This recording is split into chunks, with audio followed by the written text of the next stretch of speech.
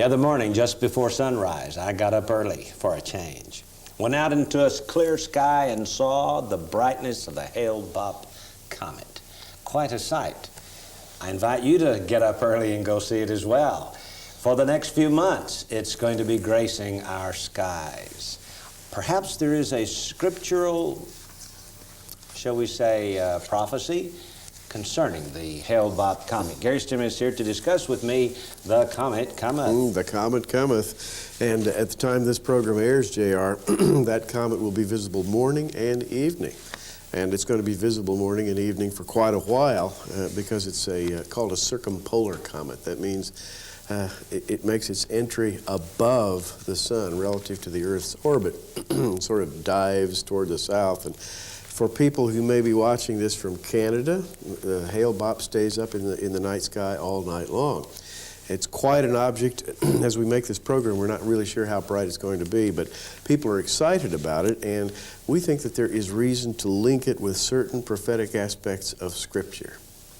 Psalm 97 says, "Light is sown for the righteous." That's verse 11. Light sown. If a farmer takes a handful of seed and casts the seed and turns each of those seeds into light, metaphorically speaking, you have a comet's tail. Is this what the psalmist had in mind when he said, "Light is sown for the righteous"? And then, of course, verse 3 says, "A fire goeth before him." Verse 4 says, "His lightnings enlightened the world. The earth saw and trembled." Is this one of those signs in the heavens referred to by our Lord?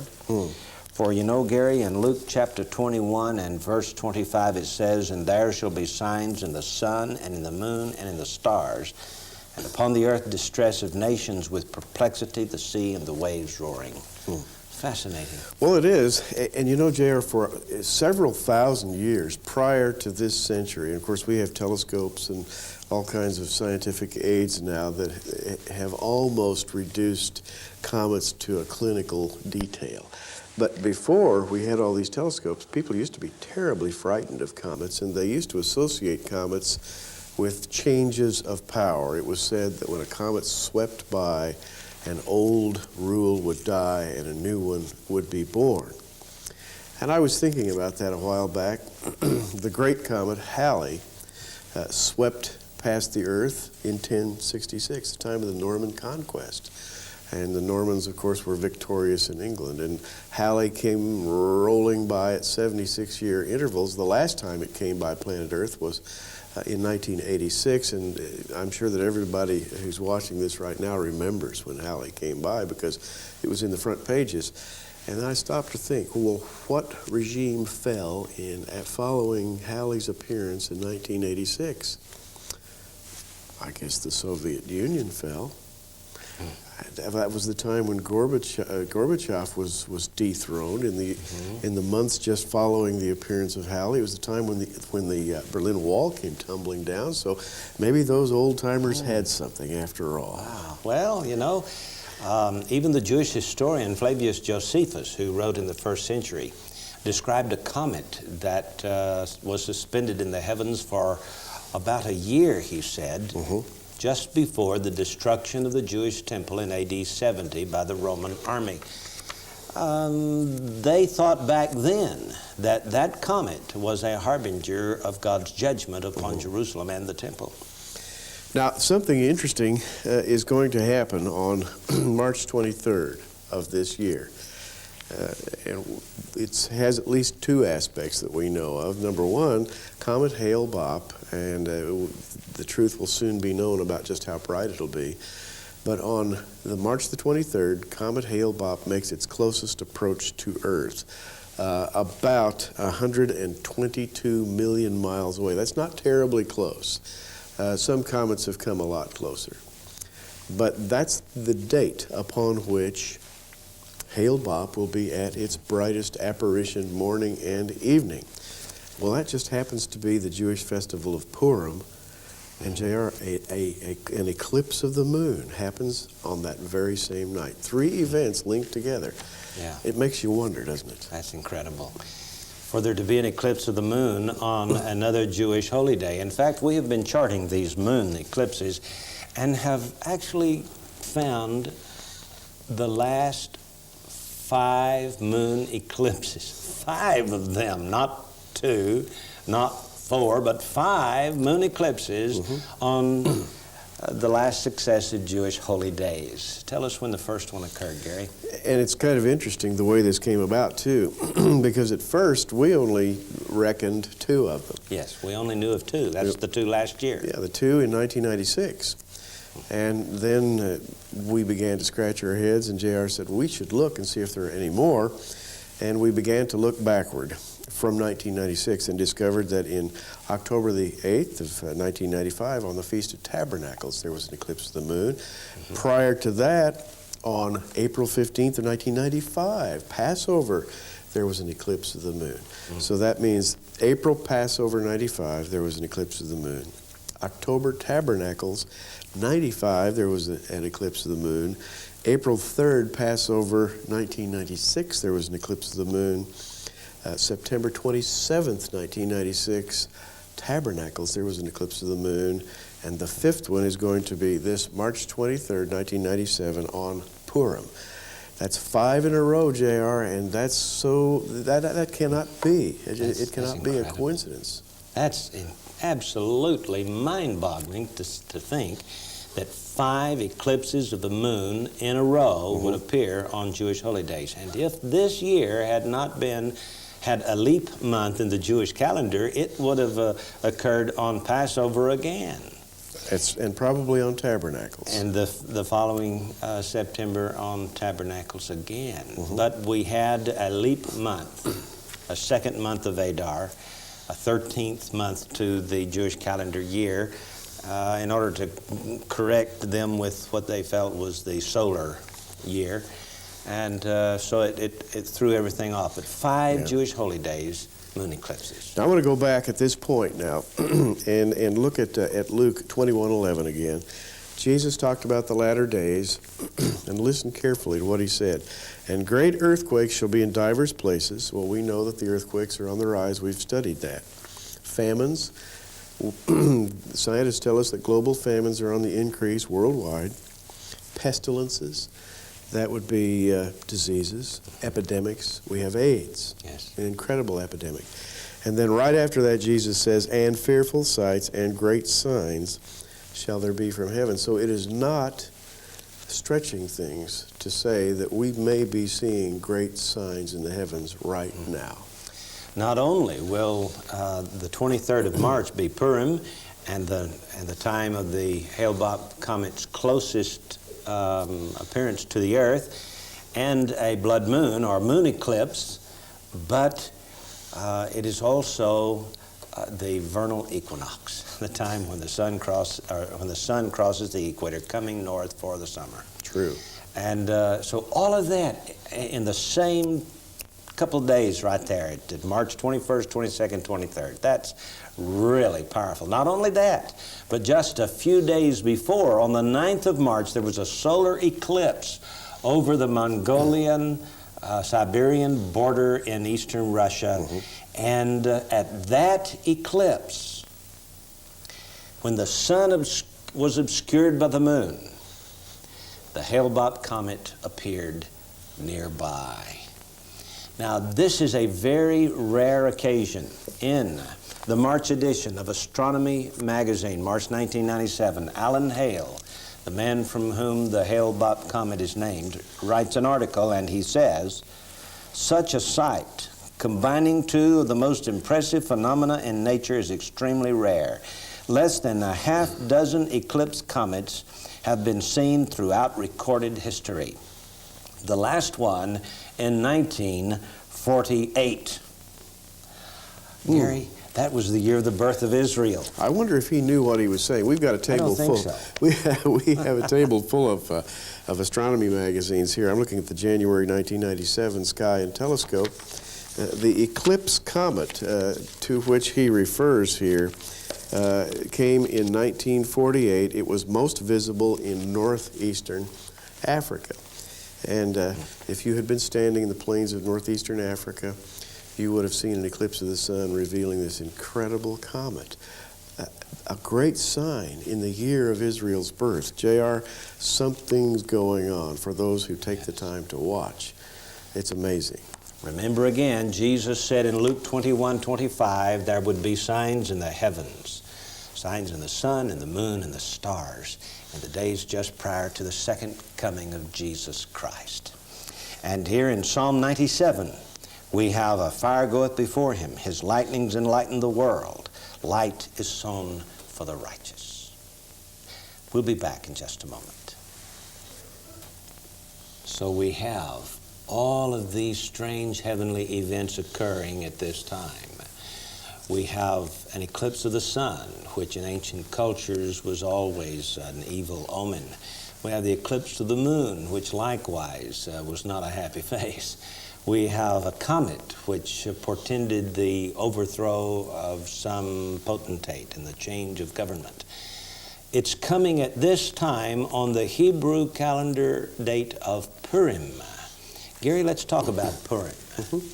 That really is a happy time for Israel, isn't it? It's a time of unparalleled, unbridled festivity for Israel. It's a time of wearing masks, exchanging gifts, having happy parties and feasting and desserts. And we have from Michael Strassfeld in the Jewish festivals, its observance centers around reading the scroll of Esther. Every time the name of the villain Haman is read, we make noise to drown out the name. Other rituals include a festive meal on the afternoon of Purim, sending gifts of food to friends, sending money to the poor. The day is also celebrated with costumes, masquerades, plays, parodies. It's a time of topsy-turvy giddiness for this very simple reason. It commemorates that time back in ancient Persia when the Jews were spared. The plot of the evil Haman was overturned in an instant, and the Israelites became victorious against all odds.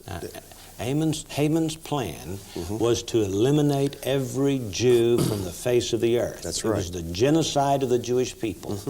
It became national policy to exterminate the Jews as they would some vermin. Right.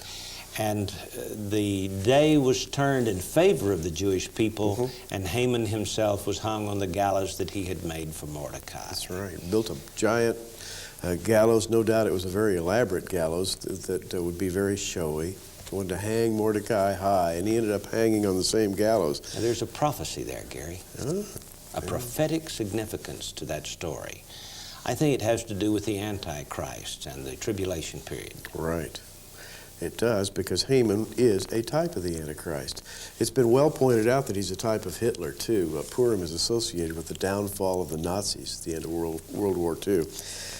Purim comes from the name Pur in Persian dialect, which means lot, such as a dice, casting lots. And that's the name of the holiday, because in order to determine the most propitious date upon which to kill the Jews, that is to enact his plan, Haman had his wise men roll the dice, and they came up with the perfect date, which they thought would accomplish their purposes by rolling the dice. Or a flip of the coin. Flip of the coin. Heads I win, tails you lose. And he thought he had it made, but in fact, he's the one that got hanged on the gallows, and his sons and all of his offspring were cast into eternal disrepute. By the way, it is said by the Jews that Haman was the offspring of the Amalekites. King Agag. Yes. He was an Agagite, and that makes him one of Israel's eternal enemies. And therefore, it brings us prophetically right down to the end of the ages, the Antichrist. The Jews say, that, by the way, that the Antichrist will be of Amalekite extraction. They mention Gog and Magog. Yes, they do. That Gog will be an Amalekite. And so Haman is a type of Gog in the battle of Gog and Magog. Question, will the battle of Gog and Magog be fought soon? That's quite a question to contemplate at this time, because of all of these, shall we say, evil connotations. These signs in the heavens occur on the very day of Purim. So you have Purim, March 23rd. the closest approach of Comet Hale-Bopp, Comet being a harbinger of some overthrow of power, an eclipse of the moon, eclipse being a harbinger likewise of some evil portent, and the theme of the holiday being Israel's surprising victory over seemingly overwhelming enemies. J.R., Israel is in a state of siege right now. There's just no doubt about it. Surrounded by literally millions of bloodthirsty people who want to drive Israel into the sea. This is overwhelming. It's the same picture you have in the book of Esther. Just recently we did programs entitled Hebron, the World is Watching, as Hebron was given to the Palestinians to rule. The Palestinian Authority has regained rule over most of Hebron. Of course, recently in the news, the Prime Minister of Israel has announced that new Jewish neighborhoods would be built in East Jerusalem. And of course, the Palestinians are up in arms again over it and threaten more bloodletting. There's no compromise on the part of the Palestinians. There's no give and take. It's all take. It's all take. We don't give. It's kind of like the old Russian motto, what's mine is mine, what's yours is negotiable. And that's sort of the Arab point of view. It's only one way. Coming back to Psalm 97, J.R. talked about verse 11 that talks about light being sown for the righteous. But J.R., in that psalm, we have the judgment of God being accompanied by fire. Verse 3, a fire goeth before him and burneth up his enemies round about. His lightnings enlightened the world. The earth saw and trembled. These are all light phenomena. And what we're talking about here with the comet, with the eclipse and so forth, are light phenomena. Yes. It appears that a war of some sort is being described here, accompanied by perhaps celestial signs. And we're speculating now, but I think we're on fairly firm ground. Even the political analysts in Israel believe that Israel is imminently going to go to war with Syria. And of course, the strife with the Palestinians also, I think, comes into play here. Finally, the scriptures here say in Psalm 97, now, please understand that Psalm 97 appears to describe 1997. And we don't know until it's all said and done, but we can tell you that the first 96 Psalms did describe events that occurred in each of the years numbered according to the Psalm. This 19th book of the Old Testament appears to be a prophecy of that which will occur in the 1900s. In Psalm 48, we have the story of the birth of Israel, which took place in 1948. And 1991, we had the war in the Gulf. Psalm 91 described it so magnificently that Time magazine said on February 25th, 1991, that Psalm 91 had become the favorite song of the soldiers in the desert. It went on to read or to print the verses that described the Scud missile attacks. Yes. And this is true of Psalm 93, 94, 95, 96. 1997 may be a year for conflict and strife. If so, Israel will win, hands down. And the interesting thing about it all, Gary, is verse 10. Ye that love the Lord hate evil. I like that. I mean, at least it gives us the opportunity here to say we take a stand against evil. And I want to add, as we're closing here, a couple of thoughts. One is, remember, Purim is the holiday that's being highlighted by this astronomical light show. And Purim celebrates a time of giddy victory. Just, you know how overwhelmingly happy you are when you win and you thought you were going to lose. Defeat seems to be imminent.